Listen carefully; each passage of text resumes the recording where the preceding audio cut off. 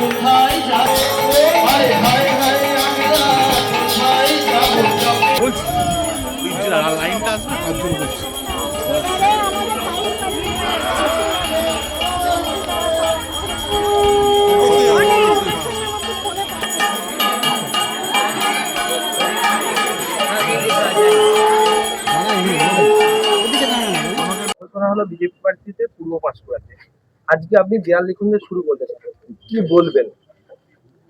কাল কেন্দ্র থেকে আমাদের কাছে পদ্ম ফুল পাঠিয়েছে, ওটা আমরা গ্রহণ করেছি আন্তরিকতার সাহায্যে। আর আজকে আমরা প্রথমে সকাল থেকে কিছু জনসংযোগ করেছি, একটা অষ্টম প্রহরে গেছিলাম, ওখানে ঠাকুরের প্রসাদ গ্রহণ করেছি। আজ এখন এসে প্রথম নাম লিখলাম।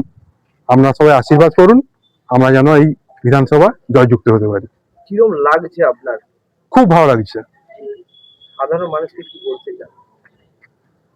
এই পূর্ব পাঁশকুড়া বিধানসভার সমস্ত দেবতুল্য নাগরিককে আমার একটাই অনুরোধ, আপনারা আমাদের বিজেপির ভোট দিন এবং বিশাল ভোটে জয়যুক্ত করুন, যাতে আমরা এই যে সরকার চলছে এই সরকারকে উৎখাত করে আমরা সুন্দর করে একটা রাজ্যের যে সমস্ত কাজগুলো বাকি আছে সেগুলো সুন্দরভাবে এগিয়ে নিয়ে যেতে পারি, যাতে নেক্সট জেনারেশন সুন্দরভাবে তাদের পথ চলতে পারে।